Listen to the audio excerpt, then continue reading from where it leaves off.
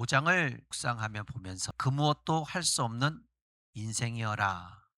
참 아무것도 할 수 없는 인생을 한 사람을 만나게 됩니다. 내가 원해서 온 것도 아닌데 왜 나에게만 이러한 인생을 만났을까? 나 자신이 아무것도 할 수 없는 인생의 무력감, 그런 한계 상황에 부딪혔을 때 다가온 마음의 자세는 무능력밖에 없다고 스스로 결론을 내리게 됩니다. 그 무능력이 가져다주는 세상의 기준, 그리고 그 기준으로 바라보는 시선은 안타까움입니다. 그 안타까움으로 바라보는 것을 보시면 그는 아무것도 할 수 없다는 무력감으로 세상에서 삶을 포기로 받아들일 수밖에 없는, 그래 내가 이렇게 살면 뭐해? 그래 나 하나 없어지면 되지. 나 하나 끝나면 다른 사람 다 편안할 수 있어. 그렇게 생각으로 자기 삶을 포기하기도 합니다. 그러나 기독교인들이 이러한 상황을 만났을 때는 다르다고 보여줘야 한다는 거예요. 난 달라. 왜? 나는 예수 믿는 사람이니까. 그냥 세상 사람처럼 단순하게 나만 없어지면 돼, 이게 아니라 다른 생각을 가지고 다른 마음의 표현을 할 수 있어야 된다는 거예요. 주를 전적으로 신뢰하는 신앙인이라면 오히려 그에게 그것이 하나님의 능력이 시작되는 전환점이 될 수 있다는 그의 행동이 되어야 된다는 겁니다. 그러나 여러분, 안타깝게도 신앙이 늘 한결같으면 좋겠지만 그렇지 않다는 것을 우리는 신앙생활하면서 느꼈잖아요. 아, 그렇지. 늘 은혜가 충만해서 늘 할렐루야, 주님 감사합니다, 이게 아니라 어떨 때는 신앙이 바닥을 곤두칠 때가 있다는 거예요. 그러나 여러분, 우리의 신앙생활에서 하나님을 바라보는 믿음의 은혜의 역사가 더 충만해지길 바라는 마음입니다. 사람으로는 절대 할 수 없다는 자신이 한 말 앞에서 종종 낙담하거나 체념도 했었고, 그러나 이러한 인생의 문제점을 아시고 주님께서는 오늘도 말씀을 통해 들려주시고 싶은 의도가 우리를 향해 있다는 겁니다. 여러분, 주님은 우리 인간을 보고 너는 못해, 할 수 없다 하고 주저앉히기 위함이 아니라는 거죠. 당신을 찾을 수 있도록 인간의 의지해 온 모든 버팀목을 제거하기를 원하는 것뿐입니다. 너가 이걸 원했었지. 너가 이것 때문에 나를 못 믿었지. 이것 때문에 나를 안 찾았지. 그래서 그 주님은 우리에게 늘 다가오는 것은 너 그거 버려야 돼. 너 그거 없애야 돼. 그래야지만 넌 나를 전적으로 의지할 수 있어. 그거예요. 그 버팀목을 주님이 버리기를 원하는 것뿐이에요. 여러분, 오늘 말씀 안에서 38년 된 병자는 스스로 할 수 없는 인생입니다. 그렇다면 스스로 할 수 없는 인생이 되었을 때 그것은 실패일까요? 그것은 실패가 아닙니다. 내 인생의 주인이 내가 아닌 하나님으로 바꾸는 은혜의 시기라는 거죠. 자신의 무기력한 연약함을 솔직히 인정하고 그 모든 짐을 하나님께 내려놓는 기도의 자리로 나아가는 길이 되는 최고의 축복의 시간이라는 거죠. 여러분, 오늘부터라도 주님의 이 말씀이 단지 이론적인 선언으로 머물지 않기를 바라고, 자신의 삶 깊숙한 곳을 향하여 말씀을 비추어서 자신을 비추는 거울이 되게 하면 된다는 겁니다. 그러면 우리 손에 욕망으로 쥐어진 것들이 하나둘 놓여질 때 비로소 하나님의 손이 선명하게 보이기 시작한다는 겁니다. 그래서 주님의 말씀으로 다가올 때 인간의 무능력을 폭로함과 동시에 하나님의 능력을 가장 밝게 보여주고 인생을 살리는 것이 복음의 은혜라는 겁니다. 오늘 말씀의 배경을 보면 유대인들의 명절이 되었습니다. 그 명절날 예수님이 예루살렘으로 오신 후에 사건으로 소개가 되고 있죠. 그리고 2절에서는 베데스다 못이 있는데 그곳에 병자들이 가득가득 모여 있다는 거예요. 모여 있는 병자들을 보면 볼 수 없는 맹인, 다리 저는 사람, 혈기 마른 사람들이 누워 있다는 것. 이들은 물이 움직이기를 기다리고 있습니다. 이들은 모두가 스스로 무엇인가 할 수 없는 무능력한 사람들입니다. 그들이 가진 희망은 그들이 믿는 전설 하나입니다. 그것은 본문 말씀대로 천사가 가끔 내려와서 물을 움직일 때 할 때 제일 먼저 들어가면 무슨 병이든 낫는다는 거죠. 이 전설의 하나의 희망을 기대어 살아가는 사람들의 모습이 오늘 이 목가에 다 모여 있는 거예요. 아, 내가 먼저 뛰어들어가면 낫겠다. 그런데 여러분, 뛰어들어가면 내가 아무리 가고 싶어도 누가 나 먼저 확 들어가 버리면 끝나는 거예요. 되지 않는 겁니다.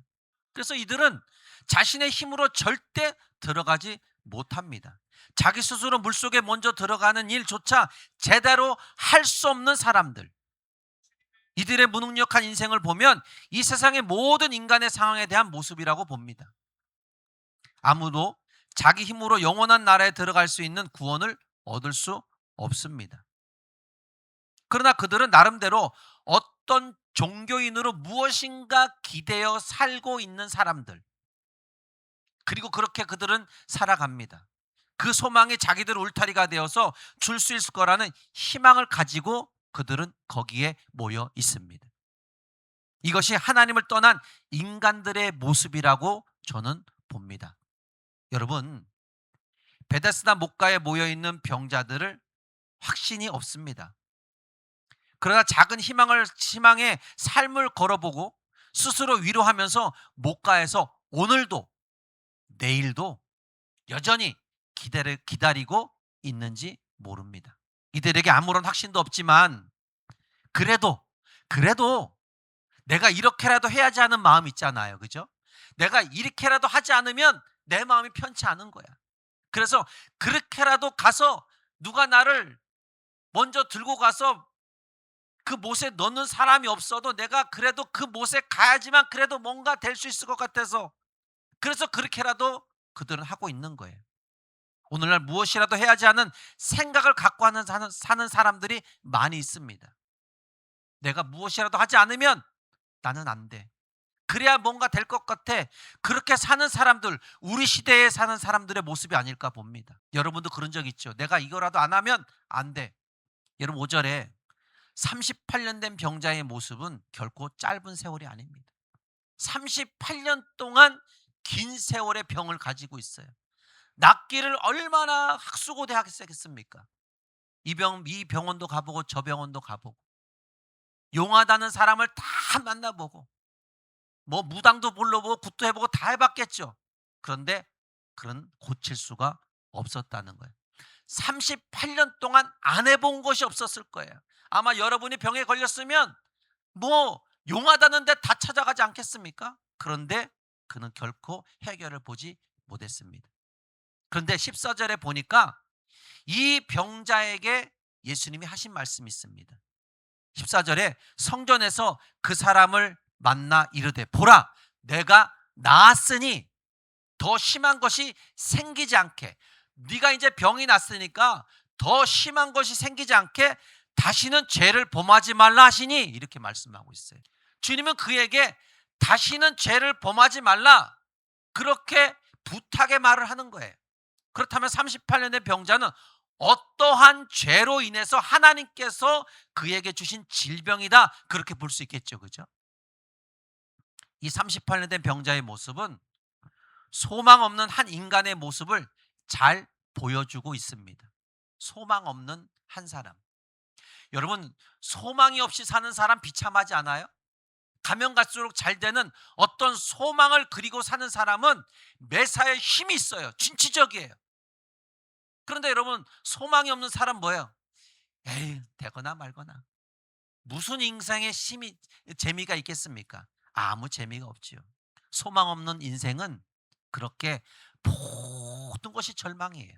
소망 없는 한 인간의 모습, 38년 된 병자를 보면 알 수 있습니다. 여러분, 여기서 우리는 예수님의 주권을 봐야 합니다. 그를 찾아가서 말씀하시는 예수님의 주권. 주님은 베데스다 목가에 있는 그 많은 병자들 보셨지만 오직 한 사람에게만 유독히 관심이 있었어요. 그리고 그를 고쳐주셨다는 거예요. 주님은 모든 사람을 고쳐주지 않았습니다. 오로지 왜 이 사람이었을까? 왜 이 사람에게만 주님이 관심이 있었을까? 어떻게 본다면 지금 우리도 이 사람과 같은 특별한 은혜로 구원받은 것이 아닐까 저는 생각합니다. 그렇다면 하나님 뵐 때 이렇게 질문할 수 있잖아요. 왜 저에게만 이 은혜를 베풀어 주셨나요? 여러분, 이 은혜를 베푸신 이 은혜를 설명할 수 있나요? 내 자신에게 주신 이 은혜를 설명할 수 있어요? 왜 나에게만 구원을 베푸셨는지, 왜 저와 우리에게만 이 은혜를 줬는지 여러분 누가 설명할 수 있습니까? 예수님은 우리의 어떠한 특별한 모습을 보고 이 예배당에 와 있게 한 것이 아니라는 거죠. 아무도 우리 중 아무도 성경에 대해 해박한 지식이 있어도 이 상황을 설명할 수 없다는 거예요. 여러분 설명할 수 있어요? 없습니다. 오직 이것은 나를 향하신 하나님 당신의 기쁘신 뜻이라고 말할 수밖에 없죠. 나를 향하신 하나님의 기쁘신 뜻. 그래서 나를 이 자리에 있게 한 거예요. 내가 이 자리에 있는 것, 이 자체가 감사이고 하나님께 영광이라는 겁니다. 여러분, 오늘 말씀에 특별한 혜택을 얻은 38년 된 병자처럼 감격이 있습니까? 여러분, 고침을 받으면 감격 있잖아요. 여러분, 감기 걸렸다가 감기만 나도 이제 살 것 같아 이러잖아요. 그죠? 근데 여러분, 38년 된 병자가 예수님으로부터 모든 거 다 해봤는데 안 돼요. 그런데 예수님으로부터 치료를 받았다. 그럼 얼마나 감격이 클까요? 그리고 우리가 이렇게 감격이 있냐 이거예요. 주님은 그 많은 병자가 있음에도 불구하고 그 한 사람, 38년 된 병자 이 한 사람만 고쳐주셨다는 거예요. 주님은 많은 병자들이 안타까운 사정들을 다 보고 알고 있습니다.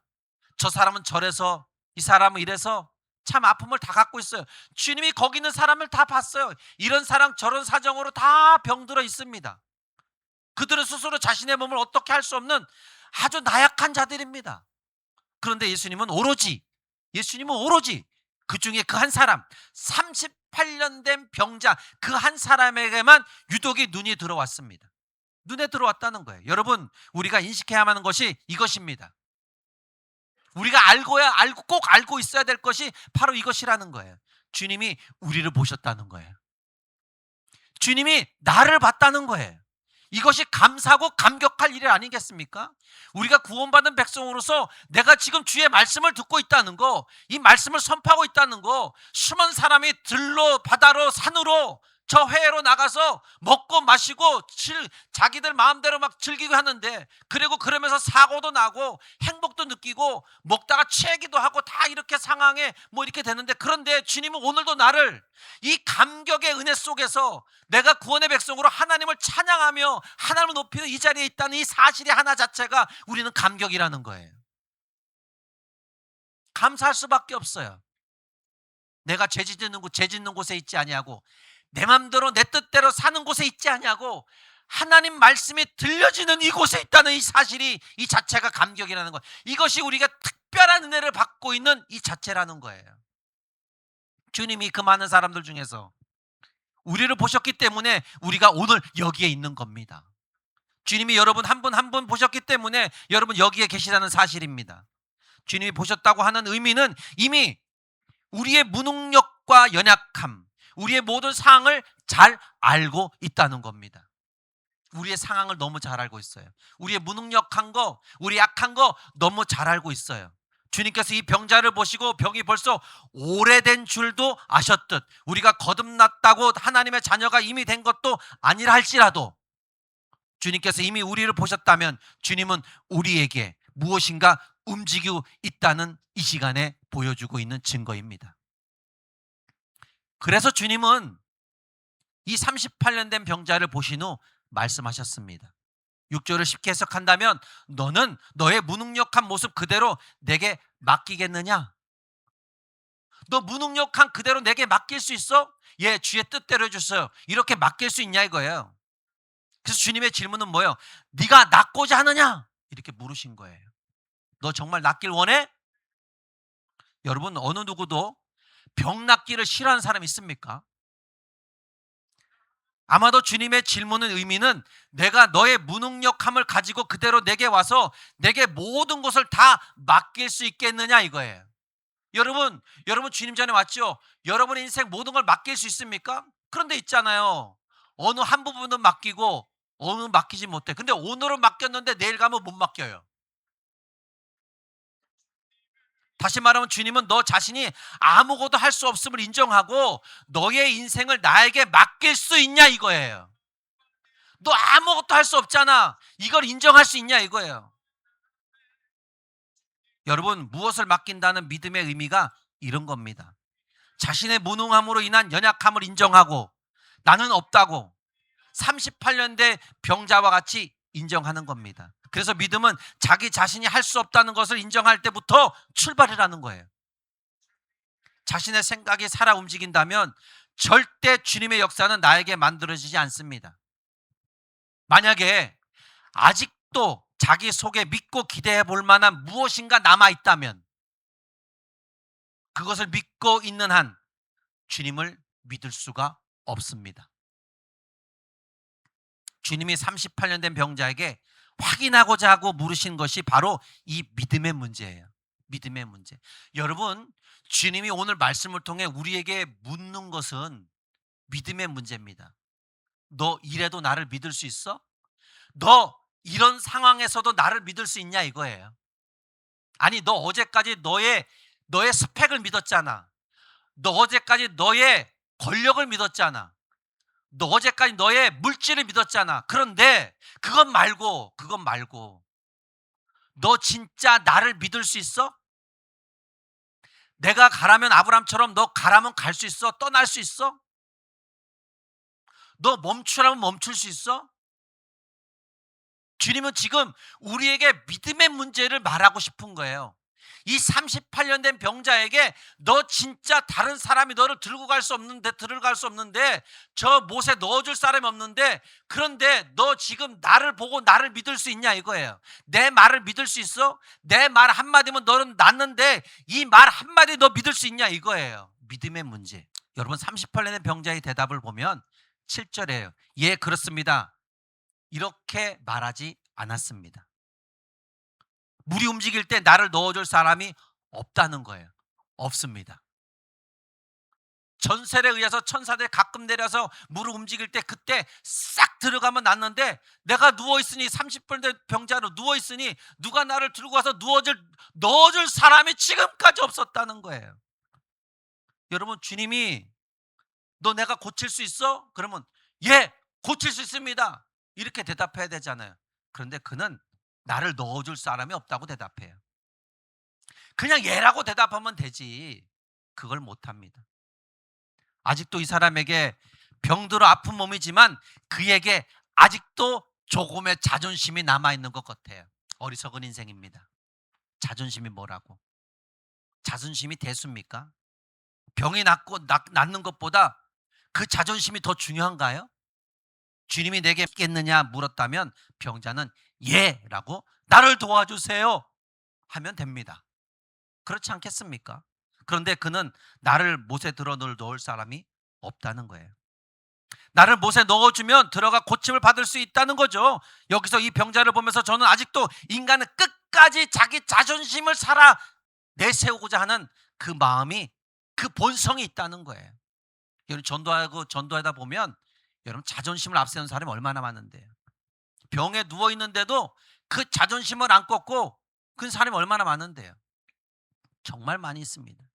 38년 된 병자와 대화를 하면서 주님은 우리에게 인간의 본성이라는 것을 지적합니다. 인간의 본성이 뭐예요? 죄성. 여러분 인간의 본성 자기 완전의 완악함을 인정하려 하지 않습니다. 하나님 앞에 나아가는 일에 가장 큰 저항이 뭔지 아십니까? 자존심. 여러분 그리스도인들을 살펴보면 자신이 결정하고 믿는 성향을 선호합니다. 주님께서 조금 도움을 받기는 했지만 그래도 내가 말하고 싶어하는 본성이 큽니다. 예를 들어 분명히 하나님이 하신 일이 그렇게 말을 하지만 그 마음에 내가 기도해서 그렇게 되었습니다. 하나님이 도와준 거는 생각지도 않아요. 그렇게 기도해서 하나님이 그렇게 기도로 나를 도와주셨어. 이게 아니라 내가 기도해서. 하나님을 인정하는 것 같지만 하나님은 없고 자기를 나타내는 모습. 그냥 우리는 주님이 말씀하시면 예, 주님 뜻대로 해 주시옵소서 하면 되는 거예요. 여러분 믿습니까? 여러분 오늘날 수많은 사람들이 믿음의 행위도 없이 구원해 주시는 복음의 복된 소식 앞에서 이 병자와 같이 말하고 있는지 모릅니다. 자신의 처지를 말하면서 조금만 도와주시면 됩니다. 아니 그냥 다 도와달라고 하지. 그냥 조금만 도와주시면 됩니다. 왜 그렇게 말해요? 하나님 앞에 나는 없는 완전한 무능한 존재를 인정하려 하지 않는다는 거예요. 다시 말하면 그냥 저를 좀 고쳐주세요. 저는 아무것도 할 수 없습니다. 말하지 않는다는 거죠. 여러분 우리는 항상 하나님 말씀을 들을 때 하나님의 절대 명령을 듣습니다. 너 이거 해야 돼? 그러면 예, 순종. 여러분 우리는 그분의 능력을 인정해야 돼요. 여러분 믿습니까? 그분의 능력을 인정할 때 우리의 삶은 새로워지는 거예요. 나의 생각도 새로워지는 거예요. 우리의 움직임도 새로워지는 거예요. 우리는 새로운 삶으로 살게 되는 겁니다. 그런 능력의 주님은 7절에서 다른 대답을 한 그를 책망하기보다는 또한 주님이 원하는 대답이 나올 때까지 기다린 것이 아니라 주님은 그의 어리석음을 인정하고 8절에서 뭐라고 얘기해요? 그냥 그 사람의 그 자체를 인정하고 8절에서 이렇게 말씀합니다. 일어나 내 자리를 들고 걸어가라. 너무 불쌍한 거예요. 여러분 우리가 죄성이 있지만 죄를 가지고 있지만 그래 내가 너를 구원해 내 앞에 나온 그 자체가 그냥 불쌍해서 내가 너를 구원해 줄게. 너의 모든 걸 들어줄게. 주님은 8절에서 그 사람의 연약함을 인정하고 그놈의 무능력을 인정하고 일어나 내 자리를 들고 걸어가라. 그를 병에서 자유하게 해주셨습니다. 여러분 주님의 창조주의 절대 명령이죠. 그분의 명령 한마디면 끝나는 거예요. 창세기에 하나님의 명령으로 빛이 있으라 하니까 빛이 있어요. 그죠? 그것처럼 주님이 말씀하시자 그 38년 된 병자 한 번도 일어서 보지 못한 자 즉시 치료를 받았다는 거예요. 놀라운 일입니다. 놀라운 일이에요. 우리가 믿는 예수님이 이런 분입니다. 이런 분을 왜 안 믿는지 모르겠어요. 이런 분을 믿어야 될지 믿습니다. 눈에 안 보인다고요? 믿음의 눈으로 보면 보이겠죠. 그래서 여러분이 그 믿음의 눈을 가지고 있는 겁니다. 그리고 그는 주님의 말씀대로 자리를 들고 일어나서 자기 갈 길을 걸어간 거죠. 그렇다면 여러분 오늘 말씀에서 주님이 하신 일을 통해서 우리에게 전달하고자 하는 교훈의 메시지가 무엇일까? 성도라는 이름의 가치가 은혜를 구해서 얻은 사람이 아니라 은혜를 입은 사람들입니다. 내가 은혜를 구해서 받은 것이 아니라 은혜를 입었어요. 성도는 은혜를 구했기 때문에 얻은 사람들이 아닙니다. 그냥 전적인 그분의 일방적인 은혜를 입은 사람들입니다. 일방적인 은혜. 이 차이가 큰 겁니다. 이 부분이 우리의 신앙생활에 있어서 어떤 상황들을 만났을 때 지혜로 다른 길로 만들어 나가게 한다는 겁니다. 이 38년 된 병자는 결코 주님께 자신의 고쳐달라고 구하지 않았습니다. 그냥 조금만 도와주시면 이렇게 말을 했습니다. 그런데 주님은 그를 향한 마음과 그의 상황을 이미 알고 있어서 그가 구하기 전에 그를 치유하기로 마음을 먹었고 있었습니다. 그에게 다가가서 빠르게 치유해 주기를 결정했다는 겁니다. 그가 받은 치유는 자신이 고쳐주세요. 그래서 얻은 것이 아닙니다. 그냥 그는 넣어달라고만 했어요. 고쳐달라는 소리 안 했습니다. 그런데 그는 주님의 은혜를 얻은 겁니다. 주님의 은혜는 언제나 가분하죠. 우리는 늘 이러한 과분한 은혜 안에서 하루하루를 살아갑니다. 그분의 인색함이 아니라 그분의 과분함이 있어야 합니다. 내가 구하는 것보다 더 넘치게 주는 그 무엇이 있어야 신앙생활이 즐거운 거예요. 이것이 바로 은혜입니다. 은혜. 은혜, 은혜. 그 모든 것이 은혜라는 거예요. 주님의 은혜는 이러한 행동으로 말씀하고 있습니다. 소곡건으로 고소한 사람에게 겉옷까지 주어라. 오리를 가고자 하면 너 십리까지 가져. 그리고 주님은 원수를 미워하는 대신에 그 원수를 사랑하기까지 하라고 그렇게 하고 있어요. 이것이 하나님 나라에 들어가는 성도의 삶의 원리 아니냐. 그리고 주님은 우리에게 말씀하고 있는 겁니다. 여러분, 성도는 자랑할 것이 없는 사람들입니다. 고린도전서 1장 29절에 이는 아무 육체도 하나님 앞에서 자랑하지 못하게 하려 하심이라. 자랑하는 자는 오직 주님 안에서만 자랑할 뿐이라는 거예요. 그분이 나를 살려주셨고, 그분이 나를 고쳐주셨고, 그분이 나를 여기까지 인도해 주셨다는 말이죠. 바울 사도는 자랑할 만한 것들이 많이 있었지만 그가 주님 한 분 만난 후, 그 주님을 만난 후에 전에는 유익하던 것이 이제는 다 해로 여긴다. 그렇게 선포했잖아요. 왜냐하면 그가 정말 자랑하고 싶은 신분은 그리스도 예수이기 때문입니다. 이것이 은혜 입은 자의 자연스러운 행동입니다. 여러분 자신 어떻습니까? 여러분은 그렇게 지금까지 잊지 못할 부인할 수 없는 은혜를 입었지 않아요? 그 은혜 입었다면 여러분도 바울 사도처럼 말할 수 있지 않습니까? 이전에 자신에게 유익하던 것들, 자신을 드러내기 위해서 자랑하는 것들, 이제 아무것도 아니라는 사실을 선포할 수 있어야 된다는 겁니다. 이제는 자신을 내세우며 증명해야 할 필요가 없다는 사실을 인식해야 되는 거예요. 이제 내가 내세울 게 없어요. 왜? 하나님만 내세우면 되니까. 오늘 우리가 하나님 앞에 움직이는 반응이 되어야 한다면 저에게 한 분만 자랑할 수 있는 은혜를 부어 주옵소서. 이 은혜를 알기를 원합니다. 이렇게 우리는 구하는 자가 돼야 될 줄 믿습니다. 우리 그리스도인들은 자신을 자랑할 것이 없는 사람들. 오직 저와 여러분은 하나님의 말씀으로 은혜 받는 길 그뿐입니다. 다른 길은 없습니다. 절대 없습니다. 다른 길을 찾으려고 노력해도 안 됩니다. 없습니다. 기도 안에서 여러분이 매일매일 매순간 하나님 은혜를 누리고 살아가는 것 이것뿐입니다. 단 하루의 삶에 주어진다 해도 은혜 받고 살겠다는 각오가 우리에게 있어야 된다는 겁니다. 왜냐하면 하나님의 은혜만이 우리를 예수쟁이답게 하는 길이기 때문입니다. 은혜를 사모하는 자에게 하나님은 은혜를 베푸시는 하나님이십니다. 우리가 은혜를 누리지 못하고 살고 있다면 그것은 하나님께서 인색해서 주시지 않기 때문이 아닙니다. 오직 우리가 그 은혜를 구하기 위해서 무릎으로 엎드리지 않아서이고 그 은혜에 목말라 하지 않았기 때문에 하나님의 은혜의 말씀을 사모하는 마음이 없기 때문입니다. 여러분,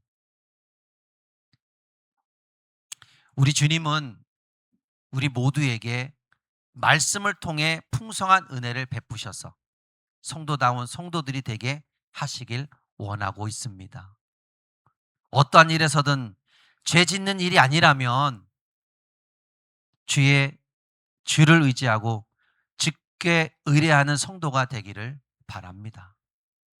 그 의뢰는 나는 할 수 있다, 하면 된다, 세상이 선포하는 기준이 아닌 나는 이제 할 수 없습니다. 오직 주님만 할 수 있다고 선포하는 마음을 꼭 가지시기를 주의 이름 축복합니다. 스가랴 4장 6절 7절에 주님 말씀합니다. 만군의 여호와께서 말씀하시되 이는 힘으로도 되지 아니하고 능력으로 되지 아니하고 오직 나의 영으로 되나니 큰 산아 무엇이냐? 내가 수룻밥 앞에서 평지가 되리라. 하나님 그분 당신을 신뢰하고 열심히 두드리고 열심히 찾고 열심히 구하는 자에게, 그런 자를 주님이 기뻐한다는 거예요.